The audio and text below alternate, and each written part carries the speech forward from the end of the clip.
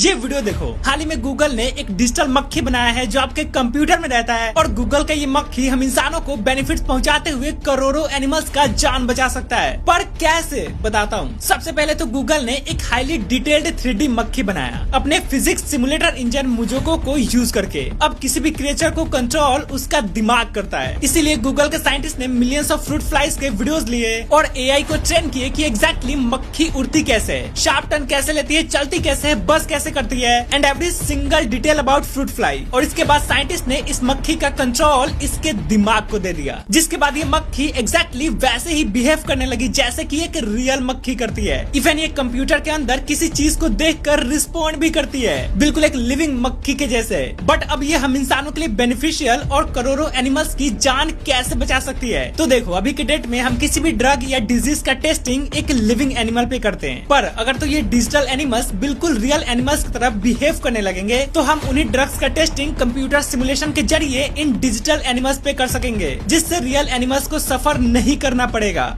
केरला में अथीरा नाम की एक लड़की घर पर 15 पेजेस का लेटर छोड़कर गायब हो गई। लेटर में उसने लिखा था कि जब हिंदू धर्म में अल्लाह की इबादत करने की इजाजत है तो मैं अल्लाह की इबादत क्यों ना करूं। मैं घर छोड़कर इस्लाम कबूल करने जा रही हूं। उसने लेटर में ये भी बताया कि कॉलेज में उसके मुस्लिम दोस्तों के साथ साथ कुछ हिंदू दोस्त भी हिंदू धर्म का मजाक उड़ाते हैं। ये लड़की अथीरा से आयशा बन गयी। काफी दिक्कतों के बाद इसने हिंदू धर्म में वापसी करने का फैसला किया। इंडिया टुडे के इंटरव्यू में उसने बताया कि वो मलप्पुरम के एक उस्ताद से टच में थी, जिसके बारे में उसे उसके दोस्त ने बताया। इसके बाद अथीरा को हिदायत सिस्टर्स नाम के एक व्हाट्सएप ग्रुप में भी जोड़ा गया। वो जाकिर नायक के कई स्पीचेस सुना करती थी, यहाँ तक कि उसने अपने परिवार को भी मनाने की कोशिश करी, ये कहते हुए कि इस्लाम एक सच्चा धर्म है और आप सबको इसका हिस्सा होना चाहिए। आयशा को वापस अथीरा बनने में कई मुश्किलों का सामना करना पड़ा, लेकिन ये बात याद रहे उसके साथ किसी ने जबरदस्ती नहीं की। धीरे धीरे उसके दिमाग में ये सब डाला गया और ये इसलिए हो पाया क्योंकि उसे अपने धर्म के बारे में कुछ नहीं पता था। उसके माता पिता ने उसे सनातन शिक्षा नहीं दी। ध्यान रहे कि ये गलती आप न करें। एक्सपेरिमेंट नहीं किया कभी? नहीं सर। कौन सी पोजीशन मालूम है तुम्हें? सर जैसे dog up and down like.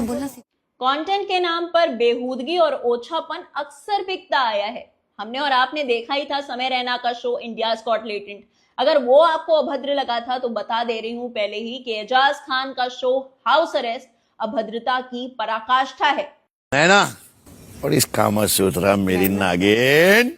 Sir actually मतलब मुझे ज्यादा सेक्सुअली नहीं पता सर। सर आई स्वेयर नहीं पता sir. Sir 2-3 positions I don't know. I really don't know sir. कौन कौन सी पोजीशन मालूम है तुम्हें? सर जैसे dog up and down like. है ना? वही पोजीशन तुम सेम उसके साथ कर दो, गौरव के साथ प्लीज। भाई इस शो पर सरेआम सबके सामने सेक्स पोजीशंस ना सिर्फ डिस्कस की गई हैं बल्कि करके दिखाई गई हैं। यहाँ पर कपड़े उतारे गए हैं और एंटरटेनमेंट के नाम पर ना जाने कितना नंगा पना हुआ है। अरे बाबा प्रॉब्लम। और ये ले लो। क्या बात है कहना, what a sport you are. जब ओटीटी पर कोई फिल्म या वेब सीरीज आती है तो लोग अक्सर डंडा लेकर आ जाते हैं कि भाई इसमें तो गाली गलौज हो रही है। लेकिन ये उल्लू टीवी और ऑल्ट बालाजी एप्स पर जब ऐसी गंदगी दिखाई जाती है तो वो लोग शांत क्यों हो जाते हैं?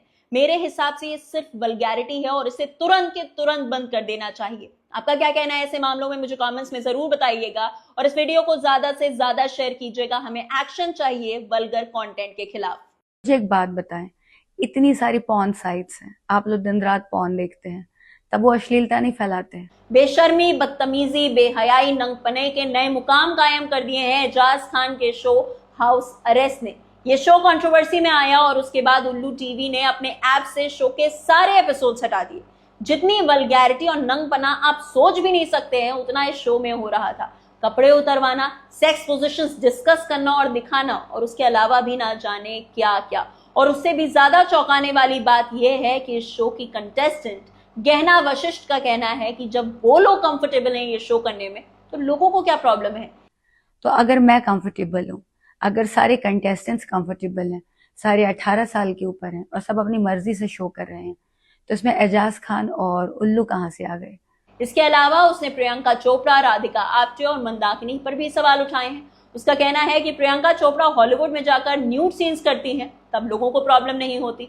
राधिका आप्टे जब अपनी फिल्म और सीरीज में टॉपलेस हो जाती हैं तब लोगों को प्रॉब्लम नहीं होती। और जिस तरीके के कपड़े मंदाकिनी अपने समय में पहनती थी लोगों को उससे भी प्रॉब्लम नहीं थी, तो लोगों को इस शो से क्या प्रॉब्लम है? जब प्रियंका चोपड़ा हॉलीवुड में जाके न्यूड सीन्स देती है, जब राधिका आप्टे सेक्रेड गेम्स में टॉपलेस सीन देती है, जब मंदाकिनी जी बहुत सालों पहले ऐसे कुछ सीन्स करती है, तब आप लोग को नहीं लगता है कि समाज में अश्लीलता फैलाई जा रही है?